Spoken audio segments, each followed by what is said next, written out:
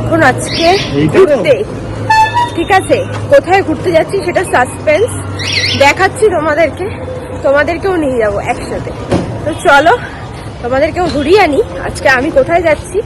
এই যে এই যে এই দেখ, আমরা সবাই আছি।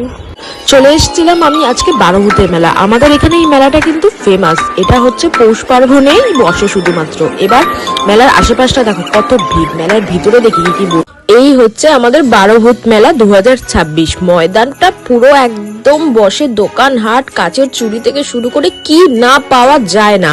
আর সেরকম কত মানুষ আর কতগুলো রাইড, শুধু ইলেকট্রিকটাই বসে না। এখানে এসে পটাই বলছে যে চড়তে না। ভাই কখন বললো এটা? ভাই বলেনি, কিন্তু ভাই কি এখন চড়তে চায়? ভাই আগে এসে এগুলোই চড়তো। চড়বো ভাই কি এখন কি গো চড়বে?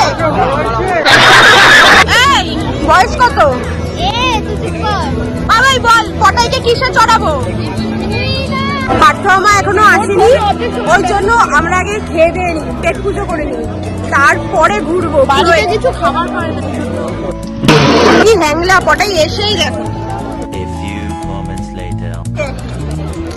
না খাওয়া পাবলিক। এই যে আসা মাত্রই খাচ্ছি, টেন্স করতে উঠছি আমরা 4 জন। চলো ব্যাস 4 জন। ওই যে পাত্র আমার টিকিট কাটছে, এবার উঠে দেখাচ্ছি কি হচ্ছে। আমরা উঠেছি এখন ব্রেক ড্যান্স করতে। এদিকে আমি আর পটাই, ওদিকে বাবাই আর হচ্ছে ভাই। এই এবার রাইডসটা শুরু হলো। অনেকক্ষণের ভিডিও তো ওই জন্য এরকম ভাবে ছোট করতে হলো। আমি প্রায় 1 বছর পরে, আগের বছর চলেছিলাম, আবার এই বছর। চুলের অবস্থা পুরো, আর এ তো আমার পাশে তো ভয় পাচ্ছে, কিন্তু তাও স্বীকার করবে না যে আমি ভয় পাচ্ছি। কোথা দিয়ে চলাচ্ছে কাউকেই দেখতে পাচ্ছি না, শুধু এই কোণা থেকে ওই কোণা, ওই কোণা থেকে ওই কোণা। আমার কিন্তু হেভি লাগে এই রাইডসটা। চলো এবার নামবো আমরা, আবার এটা চড়তে উঠছি সবাই মিলে। এখন ভাগিদার হয়েছে ওরা, দর্শক ভালো কিন্তু জিমন্যাস্টিক করে।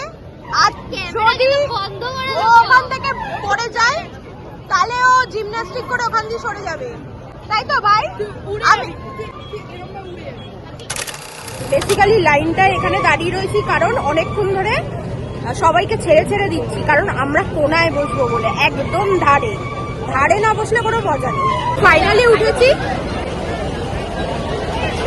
উঠে পড়ার পরেই আমি ফোনটা বাবাইকে দিয়ে দিয়েছি, কারণ আমি ছিলাম একদম কর্নারে। দেখতেই পাচ্ছ আমি ফোন ধরতে পারবো না, ওই জন্যই ওরা হাতে দিয়ে দিয়েছি। এবার দেখা যাক কিরকম রাইডসটা হয়।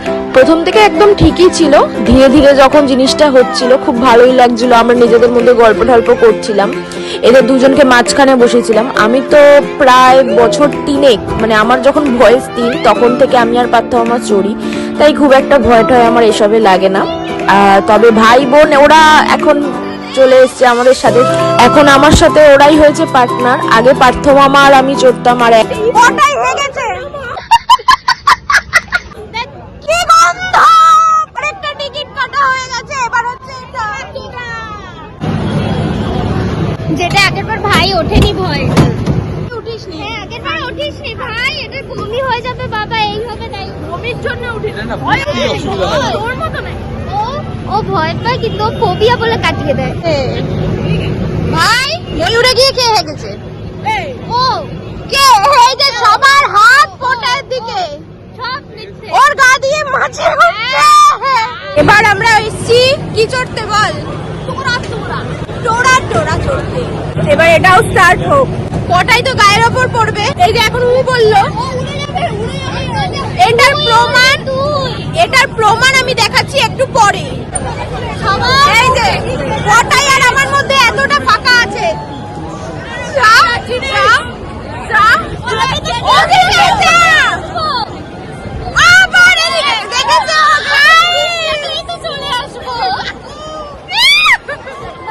অ্যাকচুয়ালি ছ্যাবলামো মারতে মারতে এই ব্যাপারটা বুঝতে পারিনি, হঠাৎ করে নেমে আবার উঠিয়ে দিয়েছে তো ব্যালেন্সটা হারিয়ে গেছিল, ওই জন্য চিৎকারটা করছিলাম। আর কিছুই না, এমনি আমি ভয়টাই পাই না, এই আর কি। তার মধ্যে পটাই তো পুরো একদম আমার কোলে, আর বলো না, এই যে দেখছে, আর মালটা এমন ভাবে উঠছে আর নামছে যেন পেটের একদম সব বার করে দেবে আজকেই।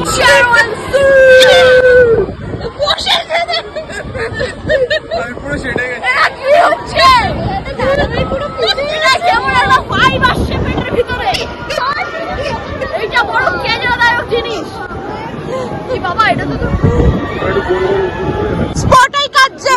আমার চোখে কি না, স্পটাই কাটছে। স্পটাই কেটে দিয়েছে।